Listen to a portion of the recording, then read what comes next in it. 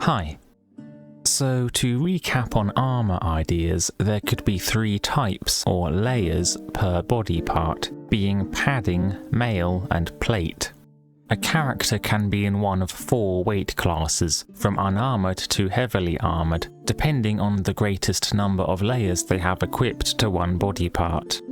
For the padding layer, there are arming caps, gambesons, padded braces and padded chaussers. For the mail layer, there are coifs, mail braces, mail coats, and mail chaussers. And for the plate layer, there are helmets, breastplates, gauntlets, and greaves. Padding is stronger against blunt attacks, but weaker against cut attacks. Mail is stronger against cut attacks, but weaker against thrust attacks. And plate is stronger against thrust attacks, but weaker against blunt attacks. Yes, I know these aren't fully accurate. Cuts should be weaker against both mail and plate. Blunt attacks being less effective against padding makes sense. And thrusting attacks would still be used to stab at gaps in plate armour and penetrate padding, as well as mail. It's video game stuff. You have to make some compromises with realism. Padded armors don't necessarily have to be as limited in progression as I initially thought. You can just have gambesons and such in various styles that match other sets. Instead of having to fiddle around in the workbench to arrange the armor pieces into one every time, like I said previously, it would be faster and easier to just display all of the armor slots and allow direct equipping and unequipping of pieces straight from the inventory, partitioning the items based on armor type or body part, using a sort by function. Each piece's enchantment could remain in effect, but scaled down depending on how many enchanted layers are equipped to that body part, due to a dampening effect caused by the magical energies negatively interfering with each other.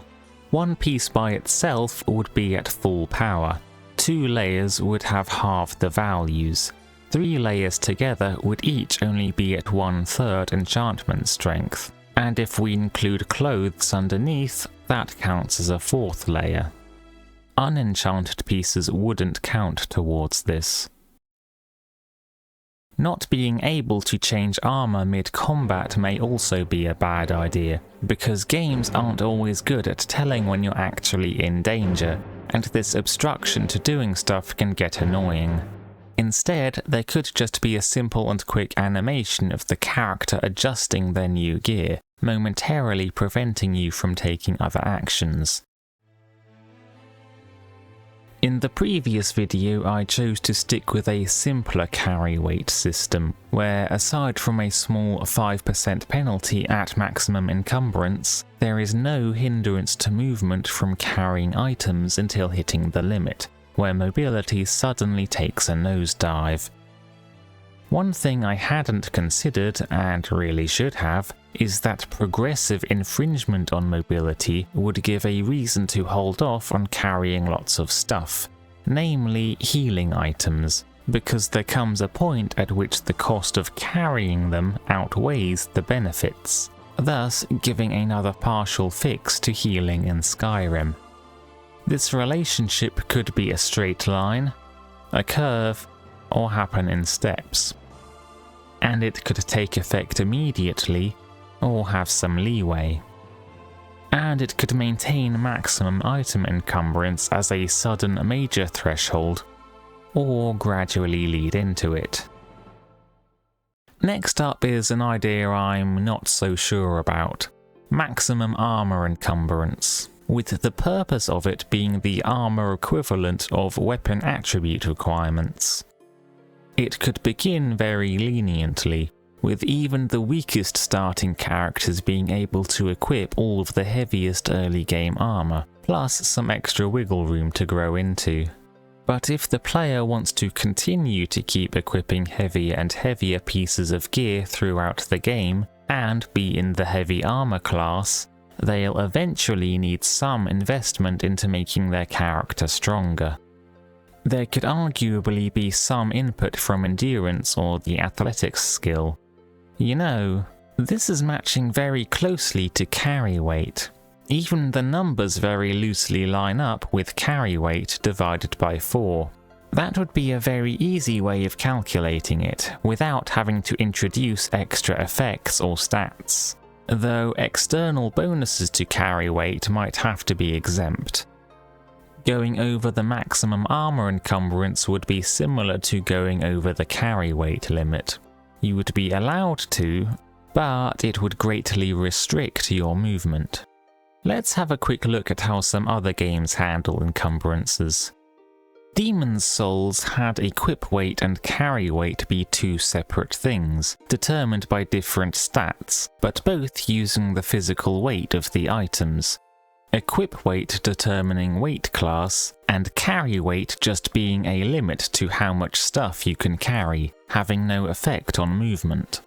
Realizing it wasn't really suitable, Dark Souls then removed carry weight, mostly using Estus to limit health recovery instead of consumable items. This left equip weight by itself, serving the same purpose it did before. Dragon's Dogma restricts lighter or heavier armor based on vocation, sometimes arbitrarily, with only carry weight affecting the character's weight class. These class restrictions go against the build freedom at the core of Elder Scrolls, but maybe we can still take some inspiration from the system. Heavier armor offers more protection against more damaged types, but lighter armor is less of a hindrance to mobility. This could include jog and sprint speed, giving a 5% penalty with each increase in weight class. Likewise, swim and sprint swim speed, sprinting stamina cost, and power attack stamina cost, stamina regeneration rate, some impact on the quickstep ability, jump distance, distance fallen before taking damage, or the amount of fall damage taken, depending on how you want to look at it, which can be improved by increasing agility, or by taking the acrobat perk. Impact to sneaking ability, and just taking up less carry weight. Oh, and there's also magicka efficiency for spellcasters.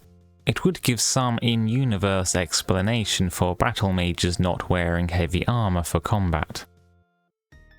Having an extra equipment encumbrance system separate from the weight class system I've built up may be a little messy, and the 2 mobility debuffs stacking together might be a bit much.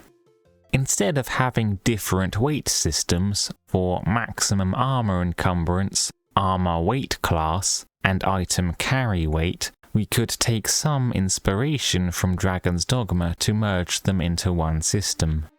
Armor class could just be its own thing, with all of the mobility-related stuff grouped up into a generalized encumbrance. Wearing more armor would just naturally cause you to be more encumbered from it being in your inventory. This could work with, or without, a maximum equip load. Armor pieces would have to be heavy enough to encumber characters by an appropriate amount just by their item weight alone, unless you want to give even heavily armored characters a chance to be considered lighter weight by foregoing other supplies, creating another choice for the player. The thing is, carry capacity isn't fixed. It can be easily and drastically increased, eliminating the downside of heavy armor and making it overpowered. And inversely, armor sets that are physically lighter due to being a lower tier, stacked together, might be disproportionately powerful compared to heavier, higher tier armors. So maybe we shelve that idea for the moment as well, and stick with layers deciding armor weight class. Delving a little into how armor rating works, it turns out there is a secret armor bonus based on the number of pieces equipped. This may need to be reduced because of the extra pieces added, or changed to the number of body parts covered. or done away with entirely, instead being replaced with some base defense that even unarmored characters can benefit from. Plus, armors will have extra bonuses against different damage types anyway. As I've hinted at before, I think it would be nice for the armor rating to be more intuitive to understand on the user end, though it may take some complicated jiggery-pokery to get 800 AR to be equal to 80% reduction. And then there's the armor cap being reached at different displayed armor ratings. So a much simpler solution for now could be to just display the percentage of damage being ignored, instead of leaving the player to guess at what this number means. This way they can just see how close they are to the 80% armor cap. Now we get on to the first perk of the new armor skill tree. This increases the character's base defense, affecting all weight classes. Endurance can also play a role, giving up to, say, 5 or 10% damage reduction once it reaches 100. This generic defense type can also be affected by skill level, so even unarmored characters have something to be affected by the passive skill bonus. But before I get on to the rest of the perks, I have to familiarise myself with armor calculation and adapt the system to suit my own needs. Go to the times on screen to skip to the conclusion, or to go straight to the rest of the perk tree, or just speed up the video. Using the game's approximate armor formula, I've cobbled this together. We'll be plugging numbers into this to see what we get. Now, I haven't gone over the armor ratings of individual pieces yet, so we'll need to do that. Entire armor sets no longer belong to light, medium or heavy weight categories based on material, but instead have different types, or layers. For example, Dragon Bone Plate and Dragon Scale Mail would be equivalent types of Dragon Tier armor that belong to different layers. Entire sets would have to be made weaker and lighter, because they are intended to be stackable on top of each other. Using the strongest and the weakest armors in the game as a rough guide, here's an initial table of possible armor set progressions, with armor ratings distributed something like this across each set. The earlier tiers may be too weak for the moment, but we'll get back to those. I've fiddled around with the numbers a bit prior to what you'll be seeing here, doing some trial and error, but I'll show a glimpse of the final stages of the thought process. Putting in a maximum rating of 70 for each layer, we get the following maximum outputs from the new armor skill, and we can compare it to the current maximum armor ratings, using only the armor skill and its perks, with no shield equipped. Unarmored now improves. Light armor is comparable. Medium armor exists now, and heavy armor gets a significant boost, currently being the only weight class to reach the armor caps without using smithing or other bonuses, though it would take significant investment into the armor perks to do so. Continuing on, one change I'll make to this system is to downgrade each armor point from 0.12% to 0.1% damage reduction. This means that 800 armor rating now, more intuitively, matches up with an 80% damage reduction. Here's how this downgrade changes the maximum outputs. That automatic conversion to a percentage is almost redundant now, I guess. There's the additional option to raise the armor cap, say to 85% or even to 90%. Higher potential damage reduction, along with smaller health bars, promotes the importance of using armor to protect people's squishy bodies. Having a higher potential armor rating could combine with equipment durability, starting stronger but also weakening with use, averaging out to be similarly balanced to the current static equipment upgrading. We can also nerf these perk multipliers a bit to bring these numbers down again if we need to. Next, I'll be increasing this number. So instead of a 40% passive skill scaling, it would be 50%, matching up with the weapons skills. A heightened skill scaling makes Fortify armor potions more effective, making damage prevention instead of health recovery more viable. And combining armors under one skill makes the effect universal to all characters, so you can no longer find a wrong armor potion. NPCs currently get a higher number than the player does, presumably to make up for the lack of tempered gear and or armor perks. Also, their multiplier specifically for the custom fit perk under light armor, but not the equivalent perk under heavy armor, is squared, which is odd and I suspect may just be a mistake. So that's how the strongest armors of each weight class compare with the armor tree maxed out, and no other bonuses. Now let's approximate how their ratings would grow with skill level. To some extent I will be deferring to the existing game as a rough balancing guide. For all the discontent I express, I do trust that the actual game developers know more about game design than I do. Problems that arise are more likely to stem from the conditions and the management that they have to work under. First, progression with no perks. Light armor is much less protective. Medium and heavy armor in particular seem strong, but remember this is without the secret bonus from just equipping stuff. Ah, there we go. And now we add in the basic perks. Armor multiplier versus additive base defense. Okay, so after some off-screen number fiddling, I think that endurance bonus is too much. I'm gonna go ahead and halve that. Here is how it affects the armor caps. These match up well enough. Armor progression is still a little slow, but this is fine because the addition of new perks can make up for this. Armor rating has a hard cap that can't be passed, so we can get away with more focus on additive bonuses rather than multipliers that the other, more open-ended skills use. Okay, so now let's have a look at some of the weakest armor sets. Well, the plus side is that even this early on there is more distinguishment between the weight classes.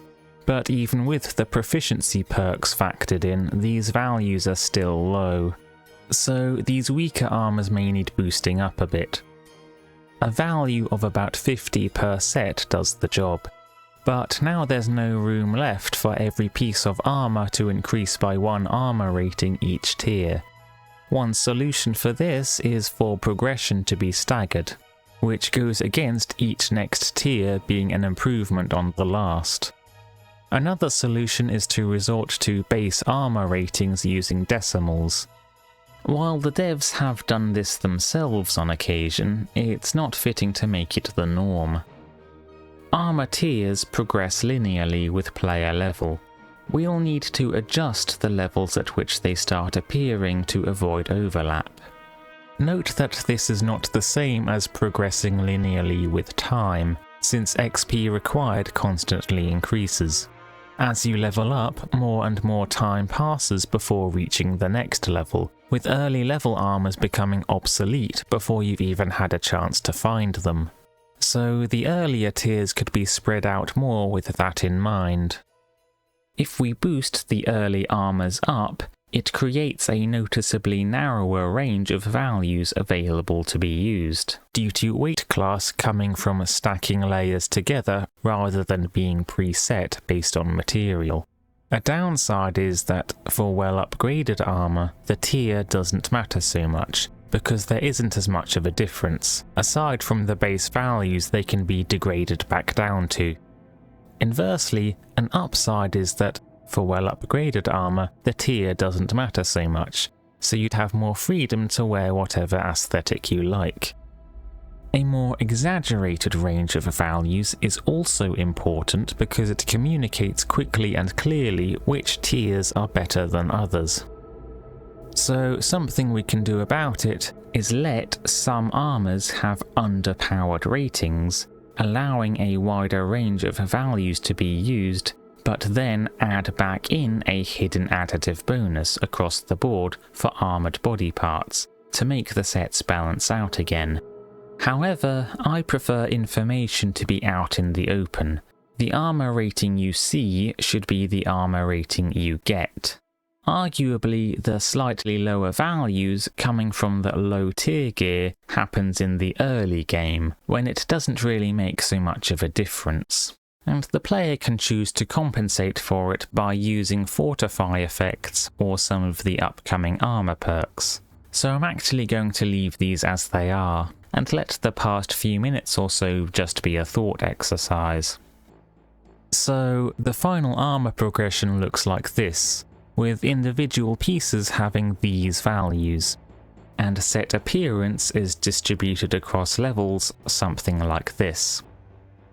To give each material extra character, there can be some deviation from this standardized progression, such as slight modifications to strengths and weaknesses against damage types, armors being lighter or heavier than would otherwise be expected, some materials being better or worse suited to a particular armor type, slight elemental resistances for some materials, and more set bonuses, like how Daedric plate armor gives improved intimidation. The final armor formula is this, each piece being calculated, multiplied by its type's strength or weakness, and then all added together. Each armor point gives 0.1% damage reduction, and the hidden armor bonuses have been replaced with the character's base defense rating. These are the armor caps, using only the armor skill and its perks, at 100 endurance. Heavy armor is potentially stronger, but also less mobile. You could create some completely different system that isn't percentage based, such as subtractive defense, or one that uses the ratio of incoming damage to armor rating, or add in some sort of damage threshold, so that weaponry that fails to penetrate armor deals negligible damage. Or you could implement body part specific armor ratings. As I've mentioned before, limb specific health bars would be pretty neat for some enemies. But I've already spent more time on this than I wanted to. Smarter people than me can figure out something else if they want to. I'll get more into the races later, but for now, there's the defense bonuses I suggested for some races, mainly the beast ones. This can be influenced by the armor skill bonus, or not, and influenced by the damage type perk, or not. Or it could even just be a bonus against one damage type. It would give them an edge in the early game, and depending on how strongly it's implemented, it could be balanced out in the long run by having the beast races go back to not being able to equip leg armor. They can have back their original and unique visual appearance, improved upon by modern graphics, because weird fantasy stuff is cool, Todd. And after another one of those long detours, back to the skill tree. Next up is a collection of perks for improving the bonus each armor type gives against their relevant damage type. Also low down on the tree, but not necessarily with a low skill requirement, is resistance to the elements. This is so that unarmored players can pick it up, and it would stack nicely with other magical resistances if the character is a mage. Then is the armor proficiency perks, with up to 3 levels to invest in, which gives a boost to the first, second and third filled armor slot on each body part, in order of the highest armor values to the lowest, for the best total results. Failing that, maybe in order of the most physically heavy, so the player feels like they're getting the best they can out of their used carry weight, even if in actuality the options are equivalent. These perks would be more versatile, but weaker than the specialization perks. This is followed by a choice of 2 perks to top off the armor rating, though you could take both. One that rewards each complete set of matching armor material, or style for the padded armors, and one that rewards you for fully committing to one weight class. Following these is a pair of perks that would either use the armor's weight to the character's advantage, Tower of Strength, or mitigate it in favour of mobility, Unhindered. Last of all is Reflect Blows. Currently it's a 10% chance to reflect an amount of damage after it's been reduced by your armor rating, and you still take that incoming damage yourself, so it's not that great. I think a 10% reflection on every melee attack, giving a consistent chip damage, might make the perk better to take, and would still be just as balanced in terms of overall damage being dealt. Or it could be a 10% chance to reflect the entire amount of damage, unmitigated by your own armor value. One other way to improve the perk would be to not take damage from those 10% of reflected attacks, but this would just be a better version of the similar RNG-related perk Athletics already has. You can also use alternative tree shapes for different ways of gatekeeping perk access. And you can also add back in weight class as a condition to be met for certain perks to kick in, cementing the character into one playstyle. The workbench, as well as upgrading armor, could be used to modify the appearance of armor pieces, providing more visual customization without cluttering up the smithing menu with lots of options. This could be purely aesthetic, or possibly allow pieces to shed weight in exchange for armor rating. A full piece could have a 1x multiplier on its armor rating, and that number could reduce with each part stripped off. I guess we've strayed far away from small changes, huh? Anyway, a similar thing could be done for weapons. Say you craft a generic sword, then you could modify it at a workbench to get one of the other variants, but those are a topic for the next video. And the workbench could also be used for the renaming of items, instead of having to do it at the enchantment table with the timer on your enchantment potion ticking down.